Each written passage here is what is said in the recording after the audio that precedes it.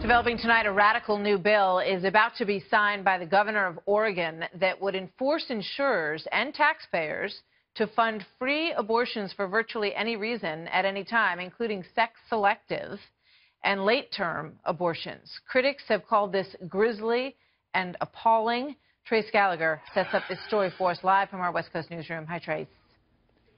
Hi, Martha. There is still no date set for the signing of Oregon House Bill 3391, but any question about where Governor Kate Brown stands on this was pretty much answered when she tweeted, quoting, "Yes, yes, yes," and then shared a link to an article titled, "Oregon Legislature Approves Reproductive Services Bill Covering Abortions, Contraceptives." The governor followed with this statement, quote, "Attempts to deny access to contraceptives and family planning are an attack on all Oregonians, particularly women of color, low income, and young women." What this means is that insurance companies in Oregon will now be required to cover abortion at zero cost to patients, and companies that cover abortions for illegal immigrants will be reimbursed by the state.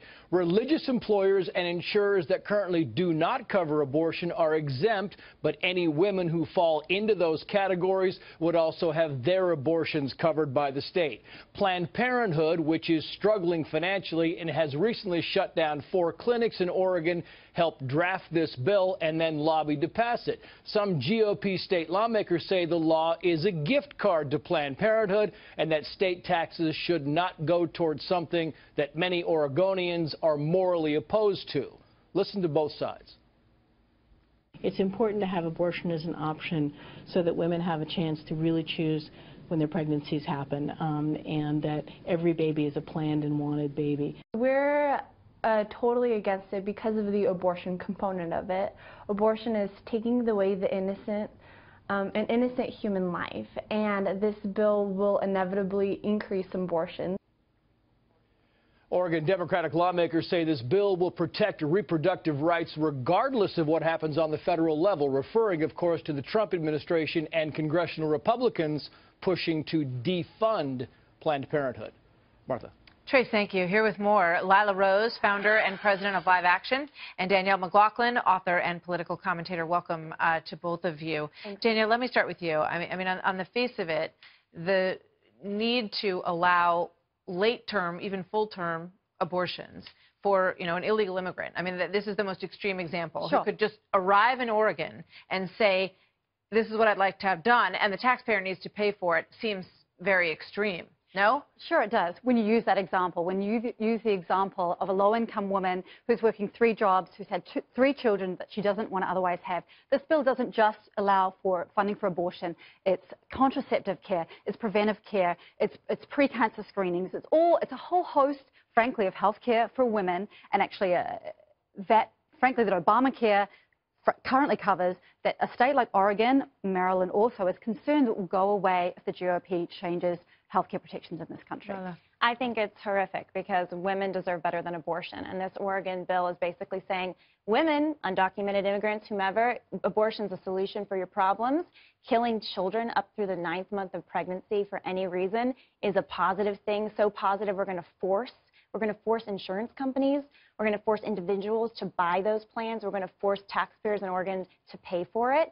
And there are estimates being done that this could increase abortions. This could kill 3,000 more children a year in Oregon. So there are actually lives at stake here, innocent lives, preborn children. Oregon is one of the states in this country that has almost no abortion law at the state level. They're extreme. Well, you say that. Of course, Oregon is governed by Roe versus Wade, by Planned Parenthood versus Casey, by any other Supreme Court law that's been passed down. You think it's okay for someone to decide because they don't like the sex of their baby to abort it at 8 months? No, absolutely. So why would any state want to pass a law that would allow that? It's barbaric. It's up to the state to do that. I personally think it's horrendous. I'm totally with you, Lila. But if you can't legislate against it if that's what the state wants to do. The last thing I'll say is Oregon has almost no abortion law at all. It has a lower abortion rate than the rest of the country.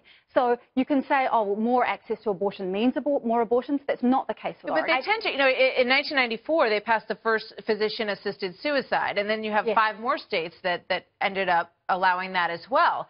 You know, you have to, as a country, I think, face the questions of what you feel falls into the lines of ethics and falls into the lines of what is acceptable, or you know, I think this is another defining moment for our country. And you even said it, Danielle. You said, look, I don't like it either. Sex selection, abortion. So why would you want it to be part of, why would you be okay with it being part of this bill? I'm just saying that if this is what a person chooses, there are plenty of things that I don't like that are allowed here. But it shouldn't be allowed. And I think we think about gun deaths in this country. We think about other sorts of things. We have a real moral quandary. We have to. Oregon as a state has made a decision to make this access available to low-income women who might otherwise not have this access. Why are I'm not saying get elected. Do you find it offensive that sentence, I think is potentially very offensive, about how we need this especially for women of color and low-income women and young women?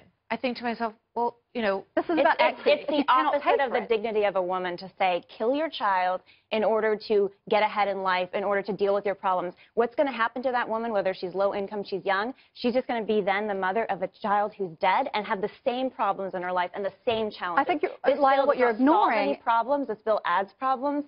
And this is a larger debate going on in our country right now. We have a law, Roe v. Wade, that was passed that ultimately the rule of the land that even experts on the pro-abortion side have said is bad law. It says it shouldn't actually be the rule of the land. And so you have states doing extreme things like this because we got it wrong at the Supreme Court. And that's where the Americans are so divided on this, because they know deep down that's a child, that's a life, and that this is wrong. Danielle, last word, and then we got to go.